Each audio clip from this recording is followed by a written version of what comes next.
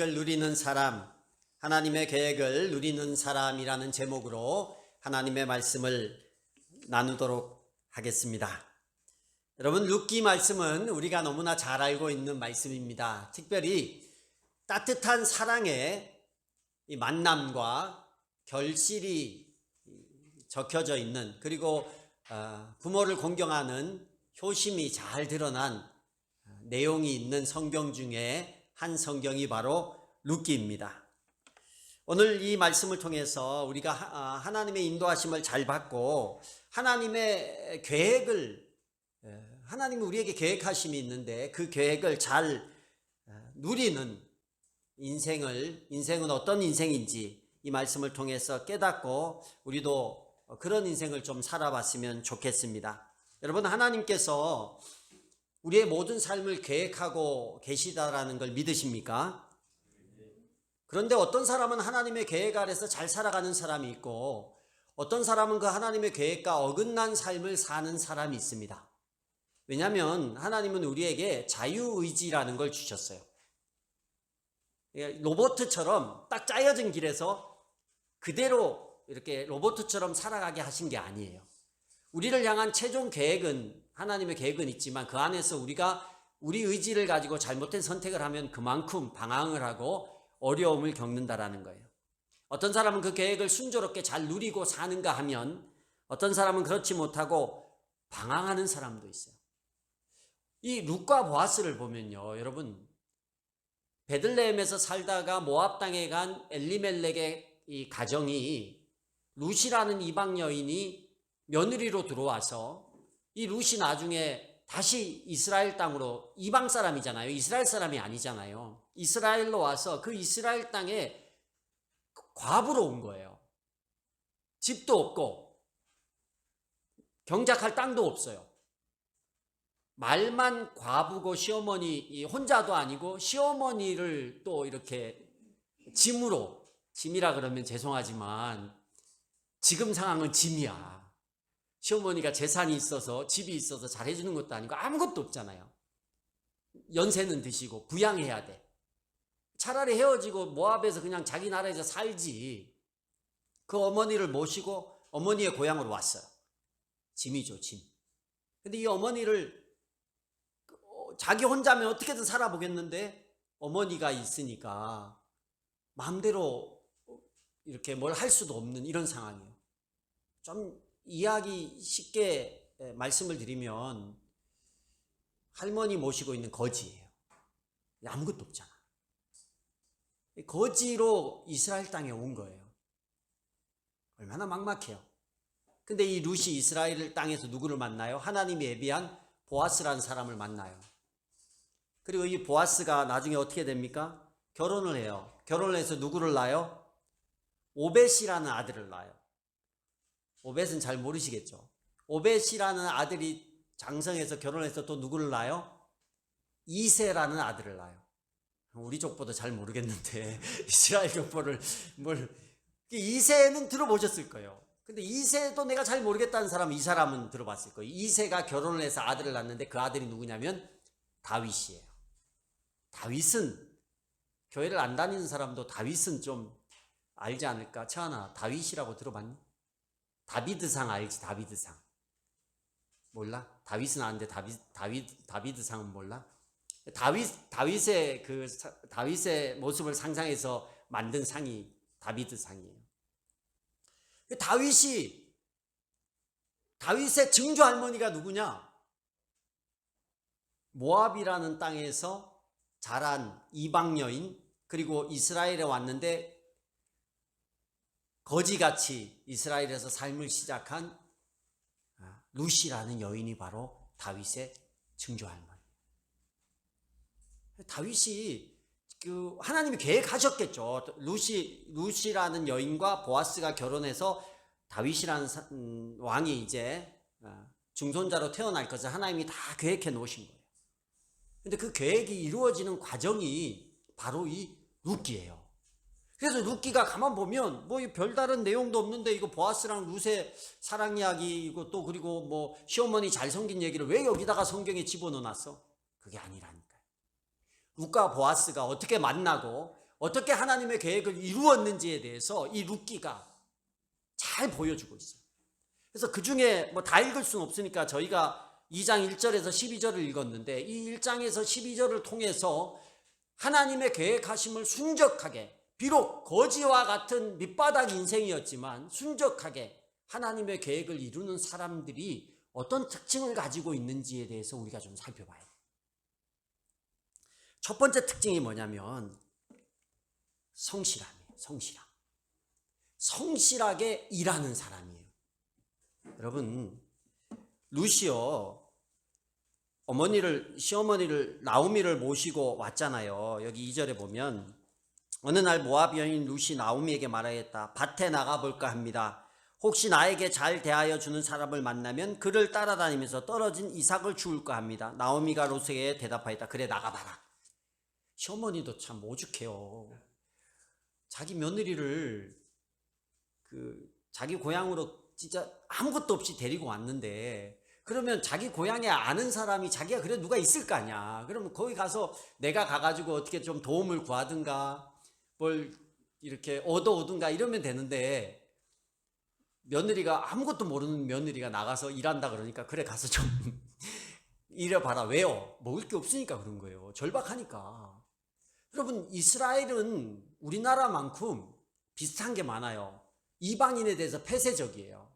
우리나라도 그렇잖아요. 백이민족 해가지고 정말 이렇게 다민족 국가, 요즘엔 좀 다민족이 되어가고 있지만 굉장히 색안경을 끼고 보거든요. 외국 사람 입장에서 우리나라가 인종차별이 엄청 심하대요.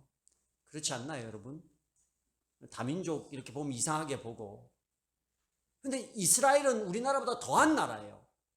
근데 그 나라에서 외국인이 와가지고 와서 뭐 먹을 이렇게 일을 하고 뭐 좀 동냥을 하든 뭘 하든 돌아다니면 이 사람들이요 정상적으로 보질 않는 거예요. 이상한 사람으로 보고, 정말 여자 한 사람이, 젊은 여자가 이렇게 돌아다니면 험한 일을 겪을 수도 있는 상황인 거예요. 근데 며느리가 나간다니까 시어머니가 그래 빨리 나가봐라. 가서 좀 뭐라도 좀.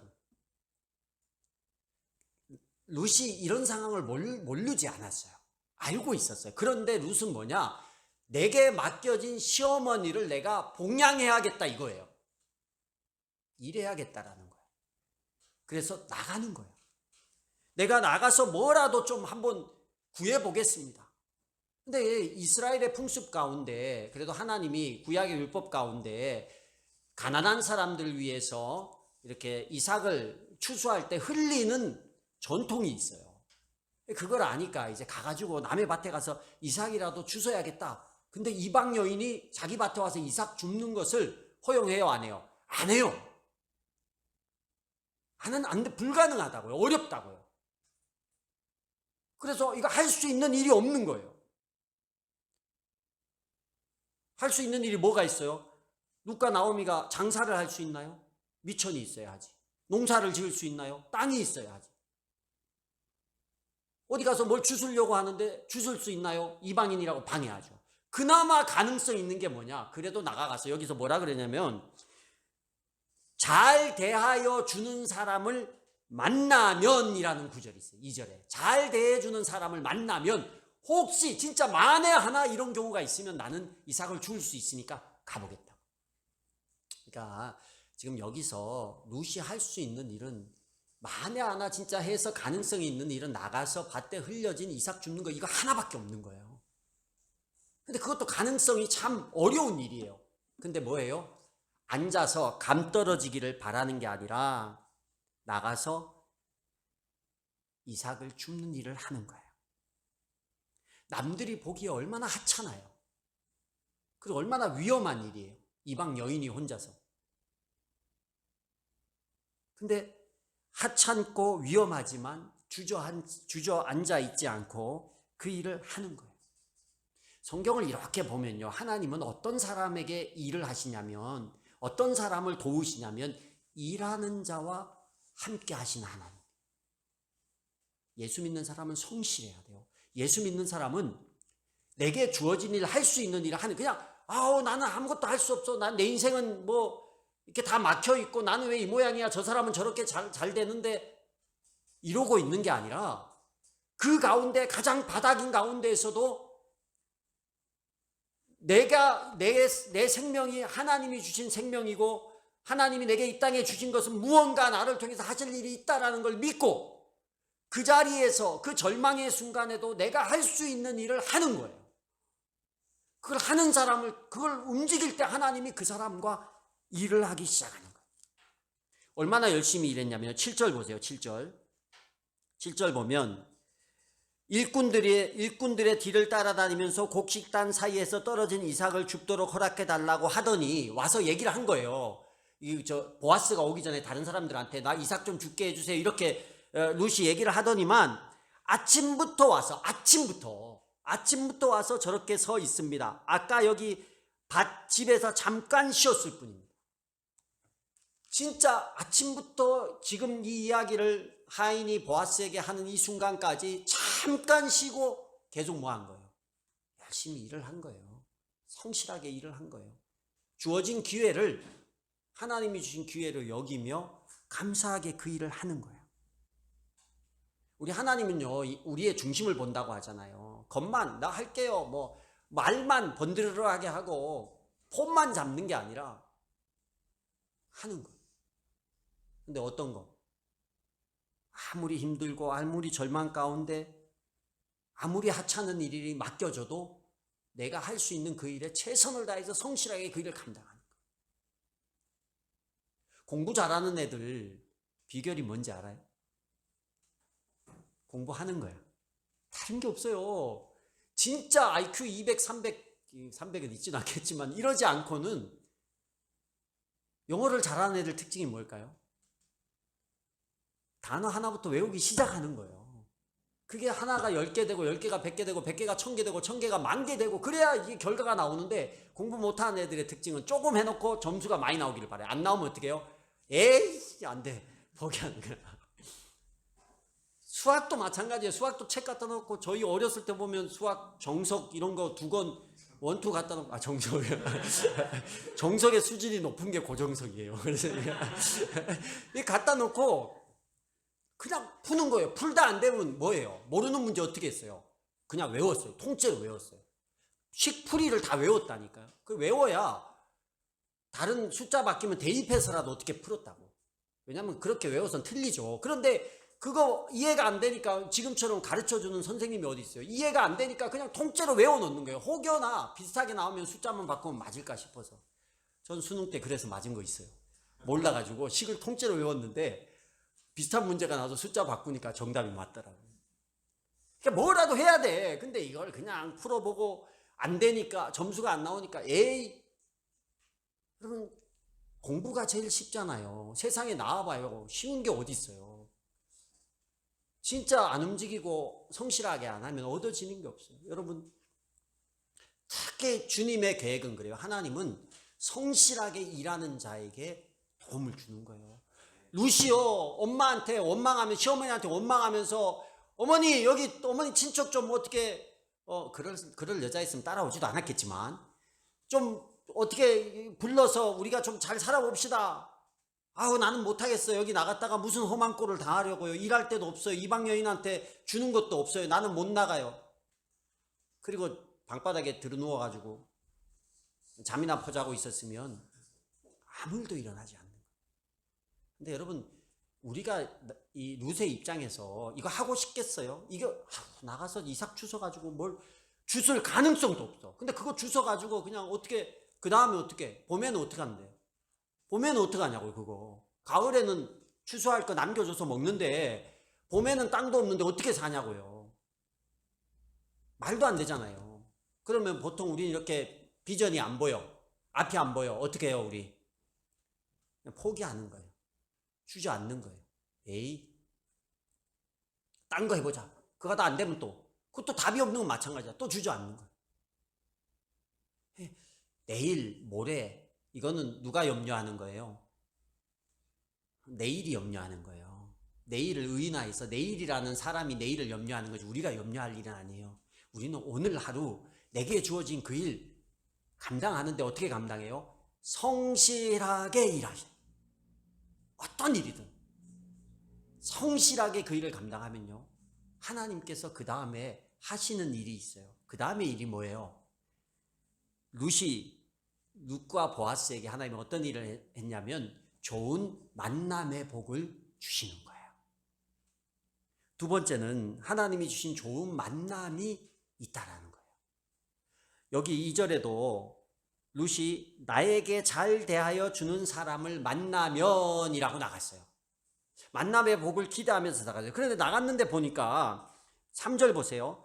그리하여 룻은 밭으로 나가서 곡식 거두는 일꾼을 따라다니며 이삭을 주었다. 그가 간 곳은 우연히도 엘리멜렉과 집안간인 보아스의 밭이었다. 우연이라고 표현을 해요. 또 보세요. 4절 보면 그때에 마침 보아스가, 3절에 우연히도, 4절에 마침. 이게 뭐예요? 표현은 우연이고 마침 그때 그 사람이 온 거예요. 우연히 간 밭이 보아스의 밭이었고, 그리고 그 보아스의 밭에서 일을 보통 하인들이 하고 보아스는 안 와요. 근데 그때 마침 보아스가 그 자리에 온 거예요. 우연히 그 자리에 온 거예요. 마침. 인간의 입장에서 볼 땐 전부 우연이에요. 그죠? 우연히 그 밭에 갔고 우연히 그때에 보아스가 그 자리에 룻을 만나러 온 거예요. 근데 하나님 편에서 우연이 있습니까? 하나님은 우연이 없어요. 우리가 느끼기에 마침 이 사람 만났네, 마침 이 상황이 열렸네, 마침 이런 일이 있었네, 우리는 그렇게 얘기하지만 하나님은 이미 룻과 보아스를 통해서 누구를 태어나게 하려고, 다윗을 태어나게 하려고 그 사람을 만나는 계획을 세워놓은 거예요. 근데 좋은 것은요, 이 룻이 어떤 만남을 찾았냐면 나에게 잘 대해주는 사람이 있으면, 보아스가 훌륭하잖아요. 보아스가 훌륭하니까, 리더가 훌륭하니까 그 집안의 하인도 평안한 거야. 그러니까 이 하인들이 이방 여인이 왔는데 그냥 잘 여기 와 있으라고, 이렇게 이 밭에 오라고 이렇게 얘기를 해준 거예요. 회사에도 사장님이 까다롭지 않으면 직원들도 안 까다로워요. 근데 사장님이 막 쪼우고 이러면 직원들 어때요? 아무리 착한 직원도 너무 쪼우면, 푸시가 심하면, 압력이 심하면 사람들이 그 안에서 좋은 관계로 못 지내요. 서로 막 물고 뜯고 싸운단 말이에요. 제가 여러분들을 막 교회 오면 늘 피곤하게 하고 막 힘들게 하고 이러면 하나님 봐서 오긴 오겠지만 얼마나 교회가 쌍막하고 이게 힘들겠어요. 웬만하면 그냥 넘어가고 참고 안 하고 그냥 웃고, 그래야 교회가 밝아지고. 이게 중요한데, 보아스라는 사람을 보면, 룻기를 쭉 읽어보면 매우 좋은 사람이에요. 그 하인들도 이 룻을 볼 때 잘 대해줘서 이 룻이 그 하인들의 밭에서 일할 수 있게 된 거예요. 룻이 어떤 사람을 찾았어요? 나에게 잘 대해주는 사람을 찾았다라는 거예요. 여러분, 우리에게는요, 만남이라는, 누군가를 만나는 선택을 할 수 있는 자유의지가 우리에게 있어요.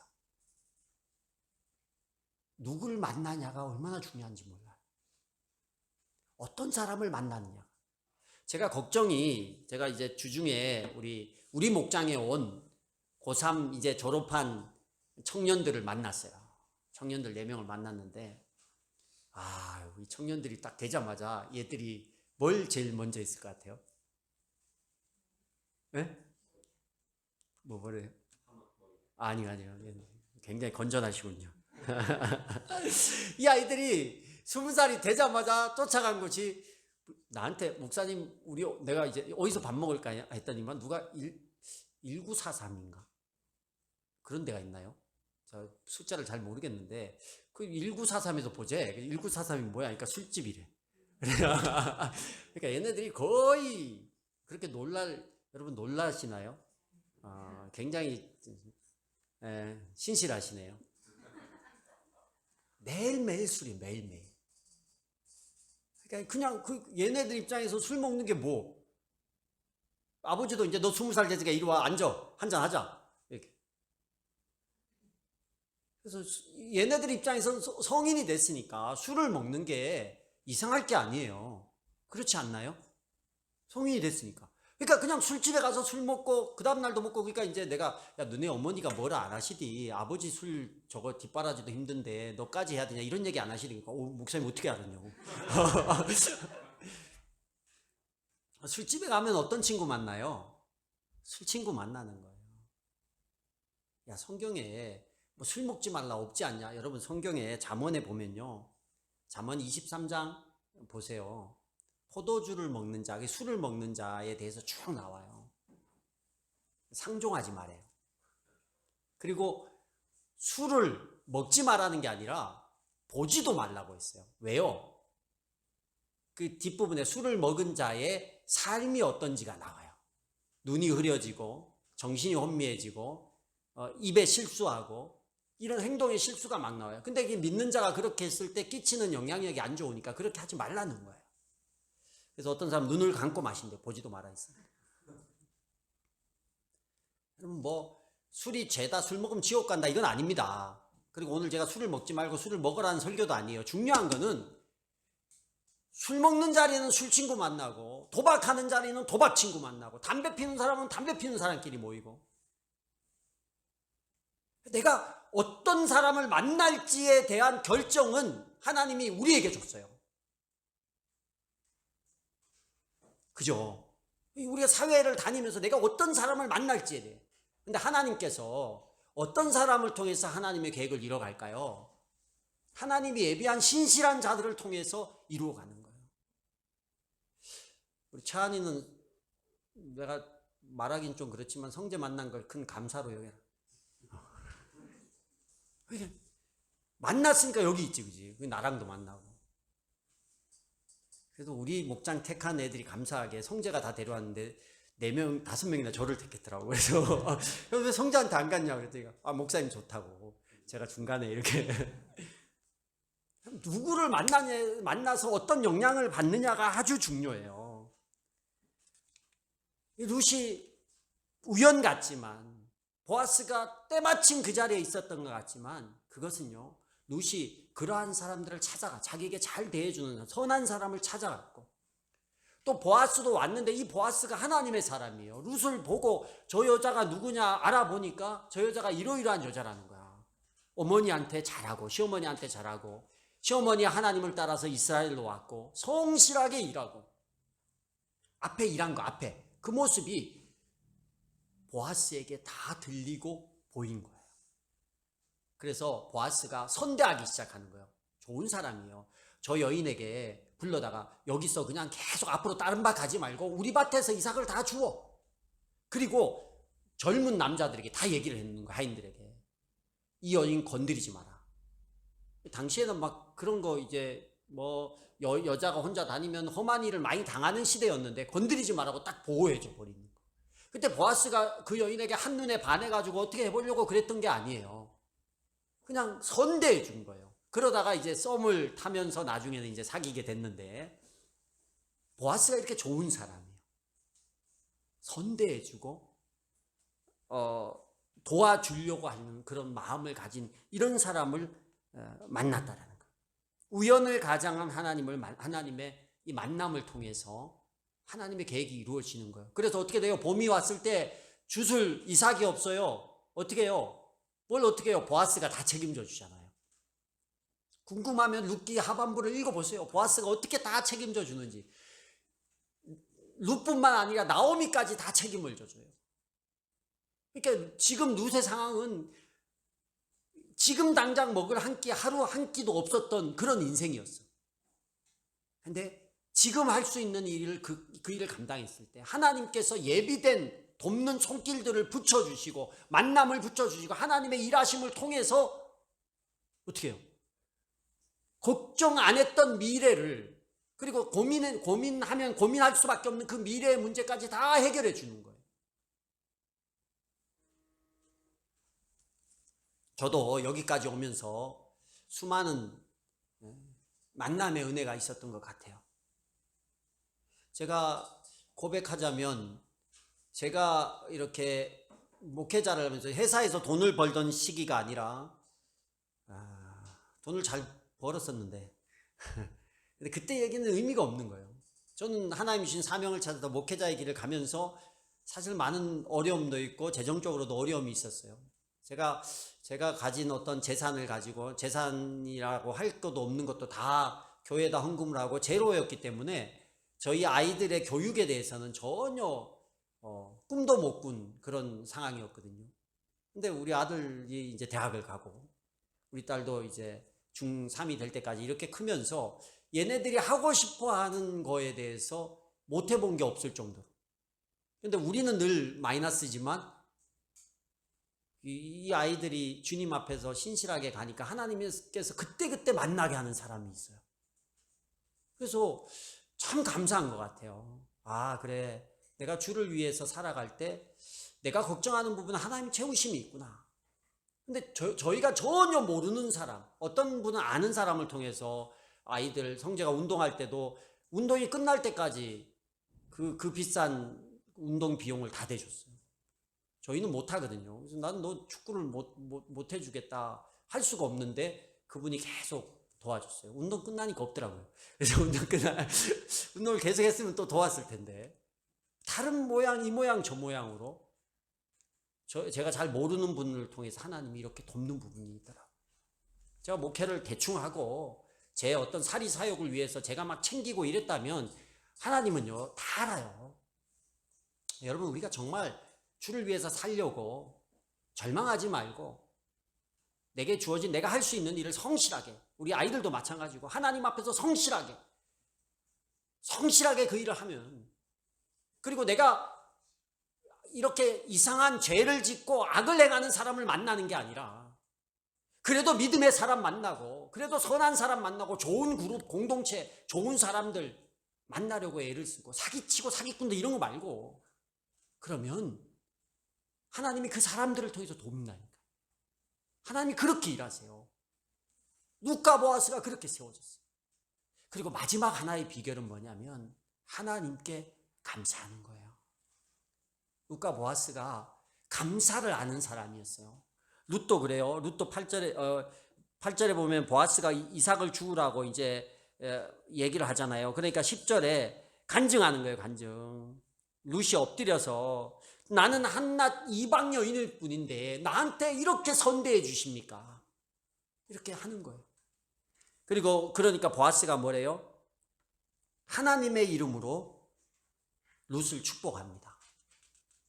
당신이 한 일이 어떤지 내가 다 들었어. 하나님이 당신의 앞길을 축복할 겁니다 라고 이야기를 하는 거예요. 룻이요, 그거 뭐라고, 여러분, 룻이 뭐 돈을 로또에 당첨됐습니까? 그거 아니잖아요. 그냥 이삭, 그거 룻이 주워간 이삭을 다 해봐야 여러분 한 끼 먹을 밥 한 그릇이에요. 근데 그 밥 한 그릇에 룻의 표현을 보세요. 그거 얻은 룻의 표현을 보세요. 뭐라고 합니까? 10절 보면 저는 한낱 이방 여자일 뿐인데 어찌하여 저 같은 것을 이렇게까지 잘 보살피고 생각하여 주십니까? 얼마나, 땅을 하나 떼어준 것도 아니고 집을 한 채 준 것도 아니고 우리 밭에서 이삭 좀 주세요 였는데 이렇게 고백하는 거예요. 이렇게 감사하는 거예요.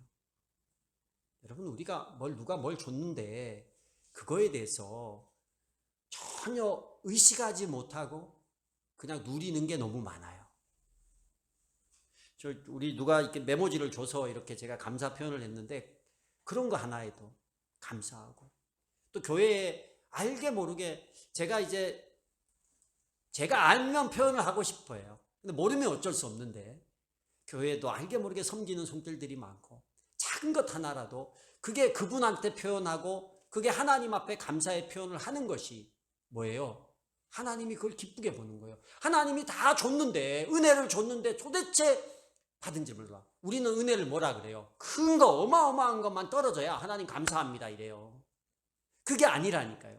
하나님, 오늘 내가 예배 자리에 나온 이것도 감사하고, 오늘 숨을 쉬는 것도 감사하고, 오늘 한 끼 식사 앞에 습관적으로 엎드려서 기도하는 게 아니라 하나님 한 끼 식사 주셔서 짧게 하든 길게 하든 이게 중요한 게 아니라 진심을 담아서 하나님, 내가 오늘 한 끼 식사할 수 있게 해주신 것에 감사합니다. 룻이요, 뭐 어마어마한 것에 지금 감사한 거예요. 그날 하루 그냥 내가 이삭 주순 것에 감사한 거예요. 근데 이 감사의 표현을 보세요. 자기를 이렇게 낮추면서 내가 무엇이간데 나에게 이렇게 잘 보살펴주냐. 뭔 큰 보살핌이라고. 물론 이방 여인으로서 한 끼도 못 먹을 상황에서 한 끼를 얻은 것이 감사할 수 있어요. 근데 어마어마한 걸 받은 건 아니잖아요. 이런 거죠. 어느 날 제가 여러분들에게 밥 한 끼를 대접해 드렸어요. 그랬더니 막 저한테 와서 어휴 목사님 제가 뭐라고 이렇게 귀한 것을 대접해 주고 보살펴 주십니까? 이렇게 말하는 거라고. 서로가 민망하잖아요. 밥 한 끼 뭐라고. 잘 먹고 잘 살 수 있는데. 근데 이게 표현이 이 룻이라는 사람이 얼마나 똑바른 사람이에요. 감사할 줄 아는 거예요. 간증인 거죠. 간증. 여러분 우리 교회 간증 시간이 있어요. 예배 때마다. 근데 아무도 잘 안 해요. 간증을 이렇게 생각해요. 내가 큰 축복을 받아야, 큰 은혜를 받아야 여기 나와서 그래도 간증을 하지. 아니라니까요. 하나님이 주시는 계획, 하나님이 주시는 은혜를 계속 누리려면 주신 분한테 감사의 표현이 있어야 돼요. 보아스가 하나님께 영광을 돌리잖아요. 그리고 그 하나님의 축복을 네가 더 누릴 것이라고 축복해 주잖아요. 룻에게. 근데 우리가 그냥 되어진 일, 내가 그냥 감사한 거 있으면 그게 여기 와서 고백하는 거예요. 사람들 앞에, 하나님 앞에. 그게 내 아내 앞에, 자녀들 앞에 고백하는 거예요. 우리는 사모님이 그런 걸 잘해요. 조금 제가 잘 캐치하지 못하는 것도 딱 캐치해서 아이들 앉혀놓고 이런 게 하나님 앞에 이렇게 했더니 이런 감사가 있다라고 얘기해요. 저는 그런데 둔한 부분이 좀 있는데 그런 부분 되게 감사한 것 같아요. 저도 감사 고백했어요.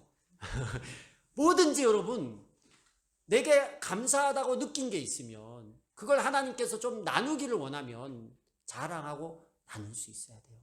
감사를 계속 하나님의 하심을 인정하고 감사하는 사람한테 하나님께서 그 인생을 행복하게 하고 더 큰 감사를 깨달을 수 있는 지혜를 주시고 더 큰 일을 하는 거예요.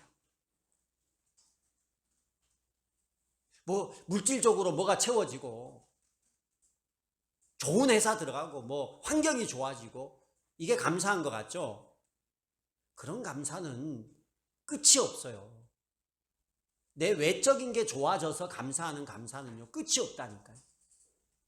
내 마음에 하나님 앞에 감사한 것들이 있고 느껴지는 게 있고 깨달음이 있는 이런 것 이게 원래 더 큰 감사예요. 근데 우리는 그런 어마어마한 것만 감사를 해야 된다라는 생각 때문에 간증도 못하고 감사도 못하는 거예요. 작은 일을 한번 생각해 보세요. 작은 일, 여러분 마음에 그런 일들이 얼마나 많아요. 그런 것에 감사하기 시작할 때 우리가 정말 행복해질 수 있어요. 감사가 넘치는, 감사의 고백이 넘치는 게 진짜 행복이라니까요. 뭐가 많이 채워지고 육신적으로 건강하고 돈이 많이 있고 이게 감사가 아니에요. 잠언 말씀에 악인의 형통을 부러워하지 말래요. 근데 우리 그런 거 얘기 많이 하죠. 교회 다니는데 나는 이렇게 사는데 교회 안 다니는 저 사람은 이건희 회장은 불교인데 말이야. 우리나라에서 제일 부자잖아. 뭐 그래도 돌아가셨는데 제일 부자예요. 근데 그거 보면서 야 나는 예수 믿는데 나는 왜 이렇게 축복을 안 주고 저 사람은 예수도 안 믿고 저렇게 나쁜 짓 하고 나쁜 말 하고 사기치고 다니는데 저렇게 잘 살아. 나는 뭐야? 얼마나 비참해져요. 그래서 말씀하세요. 악인의 형통을 보고 부러워하지 마라. 그들의 외적인 것이 행복이 아니라니까요. 없어질 거잖아요. 우리는 더 차원 높은 행복과 감사의 조건들을 가지고 사는 사람들인데 뭐 그거 먹고 사는 문제 아둥바둥 하느라고 안 먹고 안 살 수는 없어요. 근데 남들 뭐 요즘에 막 여러분 상대적 박탈감을 얼마나 느끼십니까? 누구는 주식에서 뭐 3배가 올랐니 4배가 올랐니 500배가 올랐니 그러고 나는 누군 집을 사서 몇 배가 올랐니 그러는데 나는 아무것도 없고 그럼 나는 뭐야 나는 뒤처진 것 같고 막 살 집이 있으면 되고 먹을 양식이 있으면 되는 거예요. 그래서 부를 주시면 왜 주신다고 했어요? 하나님이 그 부를 은사라고 했죠. 공동체를 위해서 나누고 섬기라고 잘 사용하라고. 없어질 거니까요. 이거 없어질 거라니까. 제가 주중에 기사 하나를 사모님이 저한테 보내서 제가 읽어봤어요. 연세대 철학과의 김영석 전 교수죠. 나이가 102살이에요. 102살. 102살인데 총명하시더라고. 기사 인터뷰 내용을 쭉 읽어보니까. 근데 이분이 그분한테 물었어요. 기자가 교수님 100살 이상 사셨으니까 행복에 대해서 뭐라고 생각합니까? 이분이 행복은 말하지 않고 행복을 모르는 사람에 대해서 얘기를 하더라고요. 행복을 모르는 두 부류의 사람. 그러니까 하나는 정신적 가치를 모르는 사람이에요. 그러니까 물질적 가치만 아는 사람이라는 거야. 또 한 부류는 뭐냐면 이기적인 사람이래요. 이 사람들은 자기가 살아보니까 살면서 대화를 해보고 철학가 교수님과 얼마나 많은 사람을 만나면 대화를 해봤겠어요. 이기적인 사람은 행복하지 않대요. 물질적 가치 가지고 사는 사람은 절대 행복할 수 없더라. 성경은 아니지만 이분이 성경의 가치하고 비슷한 거예요. 예수님이 뭐예요? 우리 물질적 가치를 바라본 게 아니잖아요. 믿음의 가치를 바라보고. 그리고 이기적이지 않잖아요. 기독교가 이타적이잖아요. 근데 요즘 이타적이라고 말도 못하겠어. 진짜. 좀 그렇게 살면 안 돼요. 이게 세상에 왜 그러냐? 이게 세속화되고 세상의 가치가 들어오고 은혜를 모르니까 내가 움켜쥐고 내가 차지하고 내가 누려야 행복하다고 생각을 하고, 그러니 교회도 그러고 사는 거예요. 예배가 그렇게 중합니까? 전 예배가 중하지 않다고 말하는 게 아니에요. 사람이 죽어가는데 교회가 이렇게 이기적이 돼서 되는가? 물론 교회가 믿음을 지키고 신앙을 유지하는 거 생명같이 지켜야 돼요. 언제 그렇게 지켜야 돼요? 내 생명이 죽는 위협 앞에서 그렇게 지키는 거예요. 근데 내가 남의 생명이 죽을 것 같으면 그러면 안 돼요. 그 영혼을 살려야 된다니까. 선한 사마리아인의 교훈을 우리는 잘 깨달아야 돼요. 교회가 점점 이기적이 되고 교회가 점점 물질 중심이 되니까 세상의 가치가 들어오니까 뭐가 없어지는 거예요? 하나님의 은혜가 없어지는 거예요. 내가 은혜 갖지 않거든. 예수 믿는데 거지같이 살고 있어. 이게 뭔 은혜야? 감사하지 못하는 거예요. 정신적 가치가 사라져버리는 거예요. 근데 그런 사람한테 하나님이 은혜를 줘도 몰라. 그리고 세상의 가치를 원해. 그럼 너 잘 해봐라. 네 힘껏 힘써봐라. 이게 뭐예요? 방황이라는 거예요. 그러다가 손 들고 오는 거예요. 하나님 죄송하다고 물금하게. 그러지 마시고 우리 열심히 사십시오. 성실하게 살라니까 세상에서 성실하게 사세요. 좋은 사람 만나면서 성실하게 잘 사세요. 그리고 뭘 하냐? 뭐가 주어지든 안 주어지든 그것과 관계없이 하나님이 주신 은혜를 기억하며 감사하십시오. 그러면 하나님이 그런 사람 쓰는 거예요. 오늘 진짜 내가 이 일을 해야 돼? 내가 이거 해가지고 어떻게 살아? 이 공부해서 어떻게 돼? 이런 학교 가서 어떻게 돼? 내가 이 모양인데 뭘 해? 아니에요. 오늘 할 수 있는 거 하면 돼. 그리고 내가 만나는 모든 인간관계 안에서 선한 사람, 죄 짓는 일, 사기꾼, 악한 자 말고 선한 사람 만나고 믿음의 사람, 아니 믿지 않는 사람을 만나더라도 나에게 선한 영향을 끼칠 수 있는 사람, 아니면 내가 정말 도와줄 수 있는 사람. 보아스와 룻의 특징은 뭐였냐면 보아스는 도움을 줄 수 있는 사람을 만났어요. 그죠? 룻이 나에게 그 당시에 뭐 악한 여자는 아니었지만 물질적인 도움을 줄 수 있는 상황은 아니잖아요. 근데 룻이 선하게 사니까 그 사람에게 도움을 주는 입장으로 만날 경우가 있고 도움을 받는 입장으로도 만날 수 있어요. 그러나 사람이 악하지 않고 선한 사람들을 만나야 되는 거예요. 그래야 하나님이 그 만남을 통해서 일하십니다. 그리고 마지막에 뭐예요? 주신 은혜에 대해서 깨달아야 돼요. 물질적 가치가 아니라 모든 상황에서 하나님의 은혜, 그걸 찾아내야 돼요. 찾아내고 감사하셔야 돼요. 그 사람은요 행복해요. 삶이 행복하다.